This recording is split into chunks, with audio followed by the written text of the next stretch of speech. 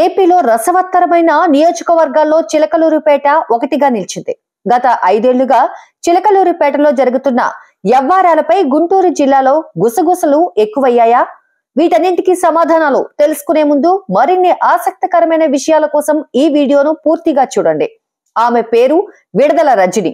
2019 నాటికి పట్టుమని 28 ఏళ్లైనా దాటలేదు. అయినా ఎమ్మెల్యేగా పోటీ చేసింది, గెలిచి నిలిచింది. అంతటితో ఆగింది అనుకుంటే పొరపాటే. 2 ఏళ్లు ఎమ్మెల్యేగా కొనసాగిన తర్వాత 2022లో మంత్రివర్గంలోకి చేరింది.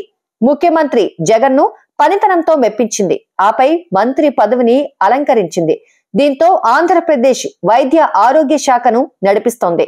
ఇన్ని చేసినా ఆమెది కనీసం రాజకీయ కుటుంబం కాదు. వారసత్వ రాజకీయాలు లేవు. కనీసం ఆమె భర్త పాలిటిక్స్ లో లేడు. అయినా సరే రాజకీయాల్లో కాకలు తీరిన నాయకుడు పత్తిపాటి పుల్లారావును మట్టి కనిపించింది. ఇప్పుడు ప్రచారానికే నెలకు దాదాపుగా 1 కోటి ఖర్చు పెట్టే స్థాయికి ఎదగడం ఆంధ్ర రాజకీయాల్లో తీవ్ర చర్చనీయాంశమైంది.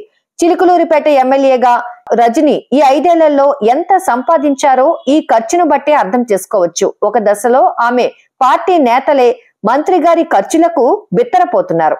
సోషల్ మీడియాలో హంగులు ఆర్భాటాల కోసం నెలకు 1 కోటి పైనే ఉంటుందని జిల్లాలో జోరుగా చర్చ సాగుతోంది.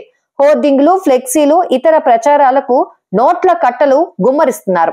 అంతేనా, తన పార్టీ నేతలకు, శ్రేణులకు, కార్యకర్తలకు డబ్బును పప్పు బెల్లంలాగా పంచిపెడుతున్నారు. ఒక్కో వ్యక్తికి దాదాపుగా లక్షల్లో ఇస్తున్నారట. ఇక ప్రచారాన్ని హోరెత్తించేందుకు రోజువారీగా కూలీలను సైతం వందల్లో నియమిస్తున్నారట. ఇక ఏపీ అసెంబ్లీకి ఎన్నికల నోటిఫికేషన్ రాలేదు. అప్పుడే డబ్బును మంచి నెలల్లా ఖర్చు పెడుతున్న ఈ మంత్రిని చూసి గుంటూరు పశ్చిమ ప్రజలు నోరెళ్లబెడుతున్నారని తెలుస్తోంది.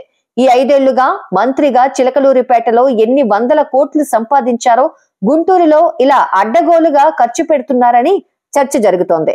ఒకవేళ ఆమె గాని గెలిస్తే గుంటూరు వ్యాపారస్తులు, రియాల్టర్లు, ఇతర బిజినెస్ మ్యాన్స్ తనకు పర్సంటేజీలు ఇచ్చుకోవాల్సిందేనని అంటున్నారు.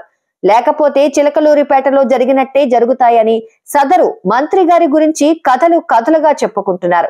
ఆధునిక రాజకీయాల్లో సోషల్ మీడియాలో చురుగ్గా స్పందించేవారు, నెట్టింట అందుబాటులో ఉండేవారినే ప్రజలు గెలిపించుకుంటున్నారు. ఎన్నికల ప్రచారాల్లో social media, Facebook, Twitter, Insta లాంటివి అభ్యర్థుల గెలుపు ఓటములను తీవ్రంగా ప్రభావితం చేస్తున్నాయి.